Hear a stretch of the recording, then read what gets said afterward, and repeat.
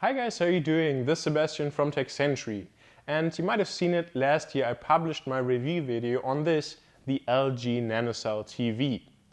Now, this video was clicked over 100,000 times and there's still a big interest and a lot of questions coming in.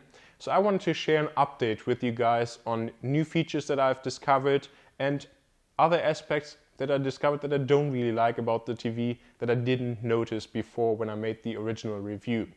So today I only want to focus on the new stuff that I've discovered. So if you want to see the full review of the TV, please make sure to watch this video before, and I'll leave a link here on top so that you can check that out for all the details on image quality, connectivity, and so on. So to start off, I have to say I'm still very happy with this TV. I replaced a mid-range Samsung TV from 2018 with it, and it was definitely the right decision, and I'm also still very happy with the image quality. Now to start off with the new things, I want to focus on the positive stuff first, of course, and the biggest new thing that I discovered is that this TV natively supports Bluetooth speakers or headphones. So you don't need anything else, no accessories. You can basically just pair your AirPods with it, and this is my favorite feature by far, because we are living in a loft, so we don't have any walls in between the rooms. So for example, the bedroom is right upstairs and there's no wall in between. So if I'm watching late at night here TV, or if I'm playing Xbox, I can just hook up my AirPods to the TV and it works absolutely flawlessly and perfectly, and it's just way more convenient to still be able to watch TV, have the sound coming through the AirPods and not having to worry about disturbing my wife, and therefore it's my favorite feature. And I just wasn't aware that this is supported on the TV because I had, for example, an Android TV from Sony a couple of years ago, and yes, it had Bluetooth, but you could only transfer files. You weren't able to connect headphones or speakers. And I also have the Lunar Eclipse speakers right here from Edifier next to the TV. They're not connected by wire to the TV, but if I want to use them, for example, if we're watching a concert, then I can just use the Bluetooth connectivity on them as well. Next up, we have 100 levels of backlight brightness or adjustment of the backlight. And this is something that we use every day because the lighting conditions in here change all the time. We have a big front with a lot of windows that go from bottom to the ceiling, and therefore a lot of light comes in, and we really need those 100 levels of brightness adjustment because if it's sunny outside, we have to crank up the brightness all the way. And it's also one of the brightest TVs that I've ever owned. But just as important is that you have a lot of levels to adjust the brightness, because sometimes you have a bright TV and then, for example, if you have 20 levels, you go down to level 1 and it's still too bright at night and not comfortable to look at. But here we have 100 levels, and also the lower levels on like 10 or 20 are very dark. So if you're watching and it's completely pitch black outside, it's still comfortable to watch TV here on this NanoCell TV, which is great to see. But now there are also some negative aspects that we've discovered over the last year. So here they are. First off, we use voice commands every day. Why? I'm not doing a Google search.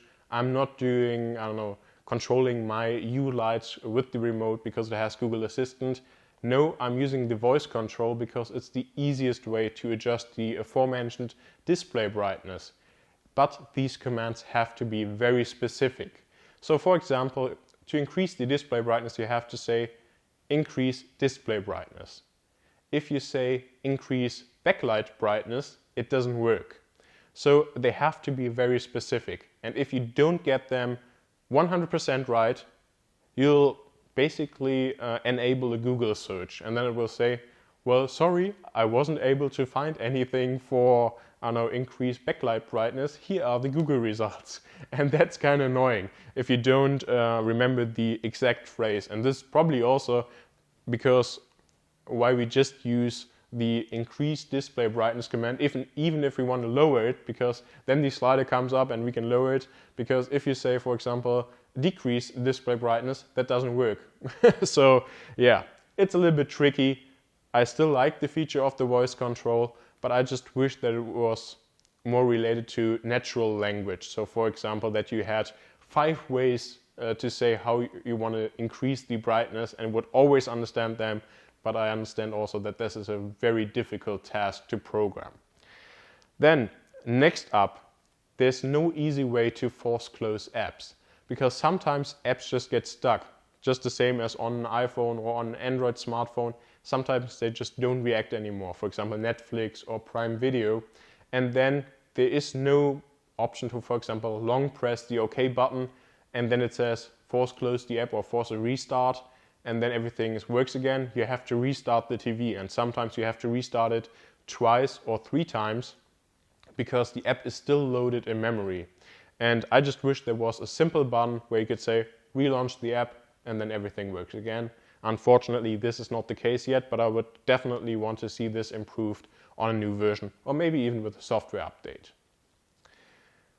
Then another aspect that might be a little bit specific to me. For a couple of years I've been using Samsung smartphones, and when I had this mid-range 2018 Samsung TV, there was a great feature where I could just mirror the content that's displayed on the TV, no matter if it's Xbox or live TV, on my smartphone. So for example, if you're watching a football game or a soccer game and you have to go to the restroom, you know how it works. Usually the touchdown or the goal is scored when you're in the restroom and you don't see that. And then I could just say, okay, mirror the content to my smartphone, and I could just take it with me to the bathroom, and I never missed a goal. But unfortunately, this is not possible here if you have a Samsung smartphone.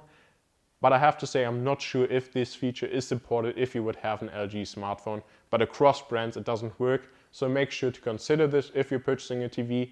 Maybe if you have a Samsung smartphone, it makes more sense to buy a Samsung TV, for example. Then, last but certainly not least, I want to talk about the startup time. Now overall, the startup time is fairly quick. It takes around 7 seconds until you're back in the live TV program. And it always goes back to the last channel that you've watched. The thing just is, we don't even watch any linear TV anymore. We always just go straight to the apps, Netflix, Amazon Instant. And unfortunately, if you turn on the TV and the last thing that you did was watch a movie inside Netflix, it doesn't go back to Netflix, it goes back to the live TV program. And then you have to wait a couple of seconds until the web content is loaded.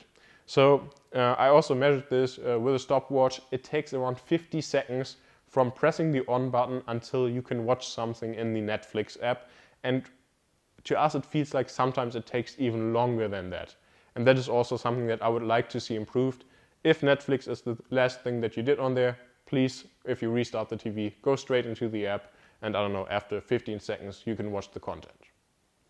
And this is basically it. I would still recommend the TV. We're still very happy with it, also with the image quality. And I don't really have anything else to say other than that I think it's still a great TV that I would recommend to anyone. Let me know if you've also purchased it and how your experiences are in the comments below. If you have any questions, I'm also down there to answer any of those. Thanks for watching. I hope you're doing great. See you next time.